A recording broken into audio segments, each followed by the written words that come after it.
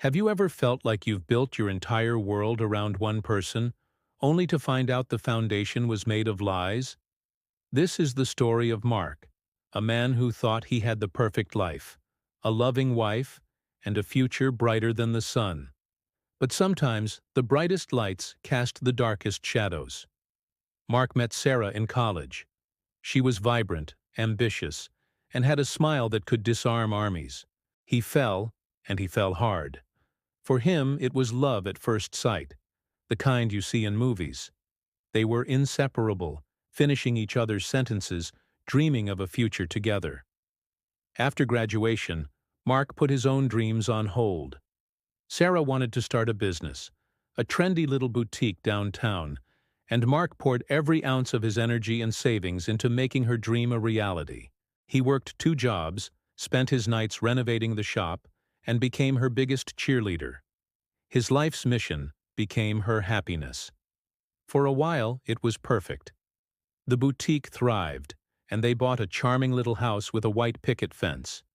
To everyone who knew them, they were the it couple, the embodiment of a modern fairy tale.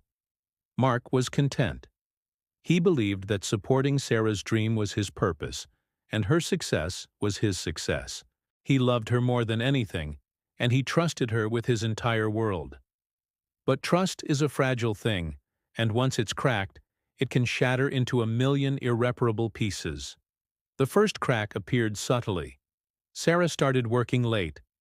Inventory issues, she'd say. The business dinners became more frequent, the networking events on weekends more common. Mark, ever the supportive husband, never questioned it. Why would he? This was their dream, wasn't it? He'd have dinner waiting for her, listen to her stories about demanding clients, and rub her tired feet. He was proud of the successful businesswoman she'd become. He just missed the girl he fell in love with, the one who used to have time for quiet nights and shared laughter that wasn't about a business deal. Then the calls started. Calls at odd hours from a new supplier, whose name she could never quite remember. Texts that she would quickly hide, her screen angled away from him. A new password-protected laptop she claimed was for work only.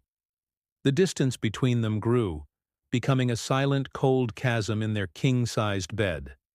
Mark felt it, a gnawing unease in the pit of his stomach. He tried to talk to her to bridge the gap.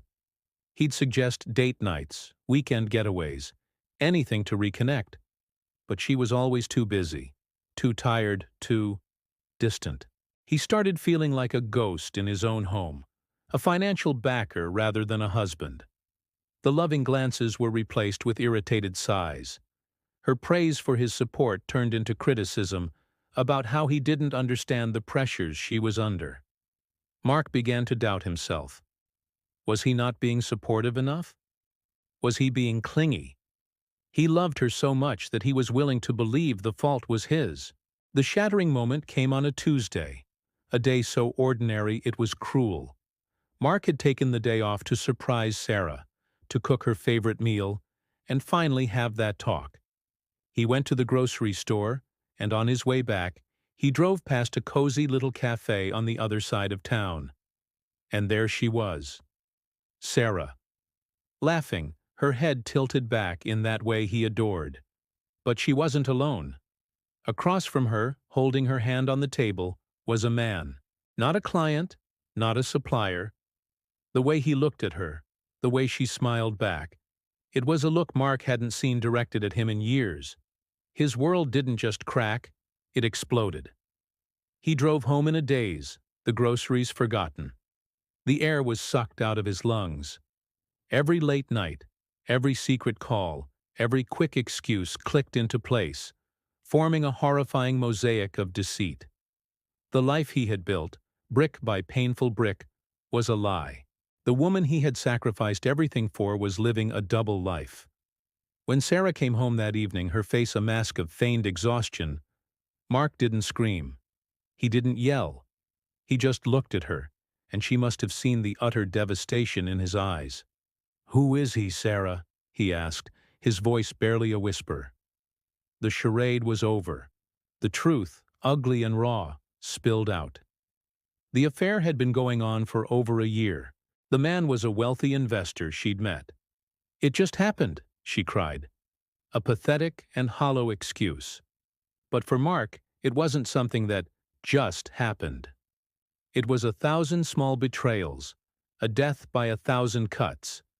It was the knowledge that while he was working overtime to fund her dream, she was in the arms of another man. The worst part? She wasn't even truly sorry for the hurt, only for getting caught. She was worried about the business, about what people would think. That night, something inside Mark broke, but something else was forged in the fire. He looked around the house he'd helped pay for, filled with furniture she'd picked out, a monument to a life that was never really his. He saw the years he had wasted, the dreams he had deferred, the person he had ceased to be, all for a lie. He didn't want a single remnant of it. The next morning, he made a decision. He wasn't going to fight for the house or the business. He didn't want a single penny that was tainted by her betrayal. He packed a single bag with his clothes, his old college books, and a photo of his parents. He walked out of that house and didn't look back. He was burning it all to the ground, metaphorically. He was leaving the ashes of his old life behind to start again. It was the hardest thing he had ever done. The first few months were a blur of pain and couch surfing at friends' places. He was broken, adrift. But slowly, with the support of true friends who had seen his light dim over the years, he started to heal. He got a simple job at a local library, surrounded by the quiet and the stories of 1,000 different lives. The peace was a balm to his wounded soul. He started rediscovering the man he was before Sarah. He picked up his old guitar, his fingers finding familiar chords. He started hiking again, feeling the sun on his face and the burn in his legs.